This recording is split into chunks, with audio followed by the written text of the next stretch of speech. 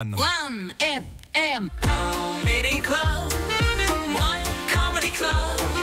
Comedy Club. Le Comedy Club avec Nina Cachelin. Comedy Club. Le One FM Comedy Club. Pas que je parle trop fort, elle a mal à la tête, Nina Cachelin. Alors, Ouais. comment ça va, Nina? Non, bah ça va. Cette Non, vraiment, merveilleuse ça va semaine. super bien. Parce qu'aujourd'hui, c'est la Saint-Nicolas. Voilà. Et moi, j'adore la Saint-Nicolas. Donc, vous, j'ai compris, en fait, vous fêtez pas du tout ça. Si, un petit peu. petit, je fêtais, mais Ouais. un peu moins là, je t'avoue. Ouais. Ouais, moi aussi, mais petite, je faisais la version allemande. Alors, je sais pas si toi aussi, mais ça consistait à mettre ses bottes sur son balcon et le lendemain, il y avait plein de mandarines et de chocolat dedans. Ah, Non, du tu tout. faisais ça ou pas? Oui, j'avais Ouais. des fois. Et alors, heureusement que cette tradition, ils avaient prévu d'y mettre des mandarines et des chocolats et pas de la raclette, par exemple. Parce que pour nettoyer les bottes, c'est une galère ensuite. Et moi, j'adore cette tradition. Puis j'ai longtemps cru au Saint-Nicolas, tu vois, qui venait dans la nuit, près de ma fenêtre, remplir mes bottes. Et c'est questionnable d'ailleurs, de faire croire à un enfant que s'il est sage, il y a un vieux mec barbu que tu connais pas et qui viendra, et qui est toute évidence très fétichiste des pieds, qui va mettre toutes ses courses dans tes bottes. Enfin, ça n'a aucun sens. C'est effrayant. Qui aurait envie de ça? Et du coup, cette fête, elle vient d'une légende que moi je connaissais pas, mais je me suis un petit peu renseignée pour cette chronique et je trouve qu'en fait, elle fait sens pour une journée pour les enfants.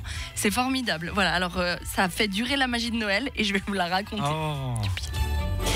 C'est l'histoire d'un gentil boucher qui recueille 3 enfants qui se sont perdus dans les champs. Donc bon, alors déjà, où sont leurs parents? On ne sait pas. L'histoire ne le dit pas, c'est très lacunaire, vous verrez. Mais bref, là, le boucher, il accepte de leur donner l'hospitalité pour la nuit. Oh, mais il est trop chou, ce boucher. Et il les connaît pas, ces enfants, tu vois. C'est Pékin Express, le mec. Il est genre coach surfing, il n'y a pas de problème. Et en fait, ensuite, il change d'avis et il les tue. Alors là, franchement, là, tu mets une étoile en termes d'accueil. C'est pas top. Si tu dois laisser un commentaire, t'es là genre, accueil sympa au départ, mais ensuite, il nous tue. Donc, pour nous, de toute évidence, on retournera pas. Parce que bon, ils sont morts.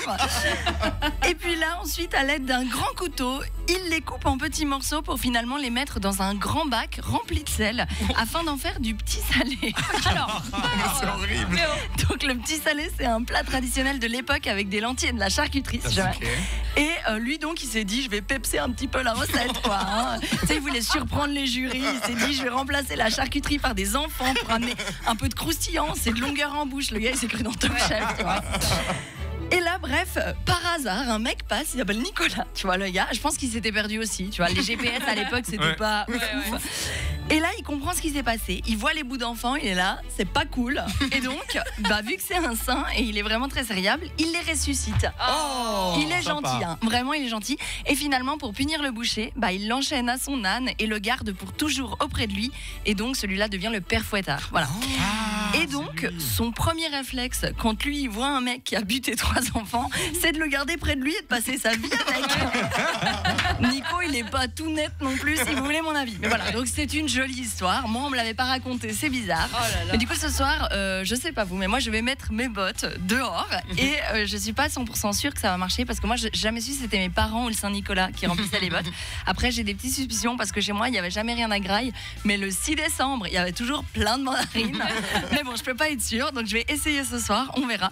Et on verra bien du coup si demain mes bottes sont vides ou si un vieux barbu est venu les fourrer. C'est clair. Et comme je vis à la jonction, tout est très ouvert en termes de probabilité. C'est sûr que ça peut, ouais.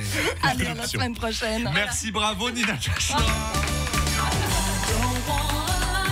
On a connaît 2-3 de vieux barbus qui viendraient bien Fourrer mes tes bottes. mais on va leur dire d'éviter de passer du coup. Merci beaucoup, Nina Cachelin. Avec plaisir. À la semaine prochaine. À la semaine prochaine.